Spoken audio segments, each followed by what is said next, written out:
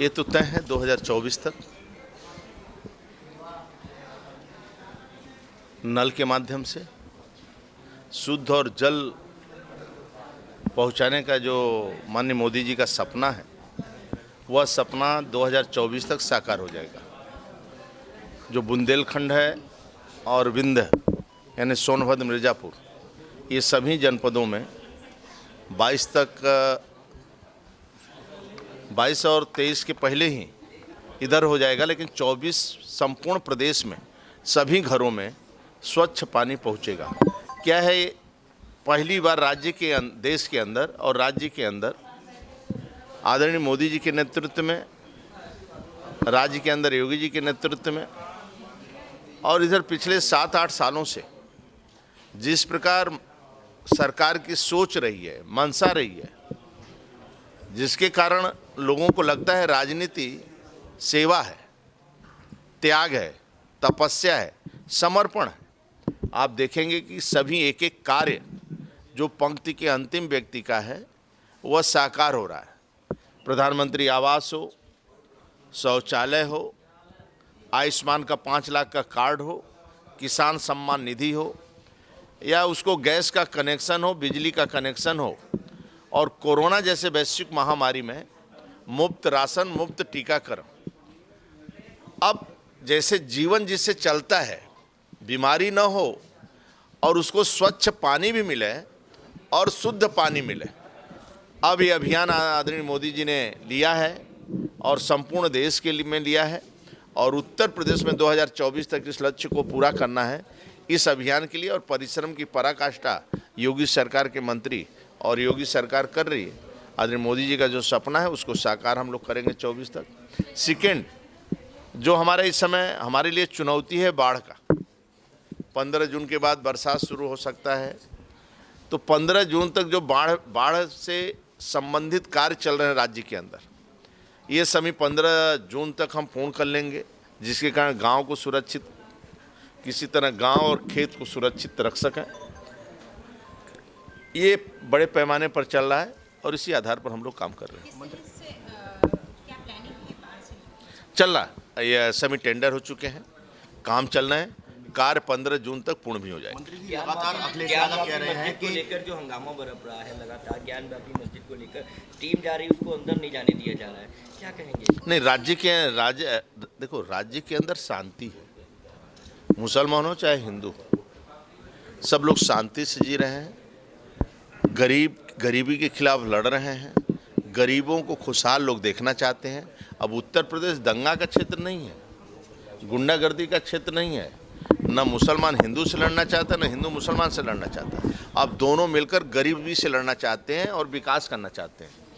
आप देखे होंगे सभी त्यौहार प्रेम से जा रहे हैं और शांति से जा रहे हैं और कानून का राज है, इसलिए योगी शासन में कोई कठिनाई नहीं है और सब योजना, इधर पंक्ति के अंतिम व्यक्ति का भी मान, और आदरणीय मोदी जी के कारण दुनिया के अंदर भी देश का सम्मान बढ़ रहा है। आज देश के बारे में लोगों की सोच बदली है, पूरे विश्व का जो सोच थी वो बदला है माननीय मोदी जी का। अब देश में भी एक ईमानदार नेतृत्व है, तपस्वी नेतृत्व है, जो परिश्रम की पराकाष्ठा करने वाला नेतृत्व है, यानी एक देश का प्रधान सेवक भी एक दलित शोषित वंचित का दिव्य और भव्य कुंभ में पैर भी धोता है, पैर भी धोने का काम करता है और उसको सामाजिक, राजनीतिक, आर्थिक मजबूती भी प्रदान करता है। यानी 70 सालों में बुंदेलखंड की प्यास नहीं बुझी, क्या इस पर कुछ है? आदरणीय मोदी जी प्रधानमंत्री हैं, मोदी जी दिल से जनता की सेवा करना चाहते हैं, गरीबों की कल्याण करना चाहते हैं, राजनीति नहीं करते, आत्मा से जुड़े हुए हैं। इसलिए उन्होंने देखा था कि बुंदेलखंड में बाहर से पानी आता था, किलोमीटर महिलाएं पानी लेकर आती थी सर के ऊपर। आज वो समस्या का समाधान हो रहा है और हमें लगता है जून से गांव-गांव पानी पहुंचना शुरू हो जाएगा और जो योजनाएं थीं वह पूर्ण हो जाएंगी। अखिलेश यादव लगातार कह रहे हैं कि यूपी अपराध में डूब चुका है, अस्पताल में रेप की घटनाएं हो रही हैं, थानों में रेप की घटनाएं। देखिए, राज्य के अंदर पहली बार ऐसी सरकार मिली है जो किसी मुलजिम के साथ, किसी अपराधी के साथ खड़ी नहीं होती। अपराध करने वाला या दोषी व्यक्ति को सजा मिलती है और कानून अपना काम करता है। कोई पॉलिटिकल पार्टी का या मंत्री हो या संगठन का कोई कार्यकर्ता हो, कोई भी हस्तक्षेप नहीं करता है। जो अपराधी हैं उनको सजाएं मिलेगी, वो छोड़े नहीं जाएंगे।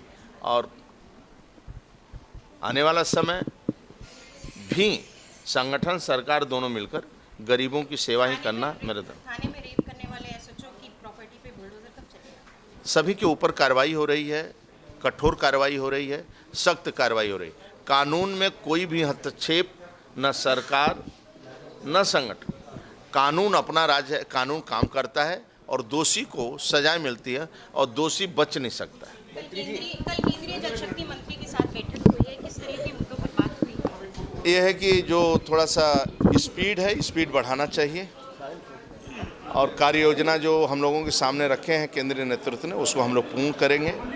आज रामपुर में जो मन की बात में आदरणीय मोदी जी ने जिक्र किया था सरोवर, अमृत सरोवर का, तालाब का, आज उसी का उद्घाटन है। तो ये मैं आपके माध्यम से आम जनमानस को भी मैं आग्रह करूँगा, पानी कैसे बचा सकते हैं, बचाना चाहिए।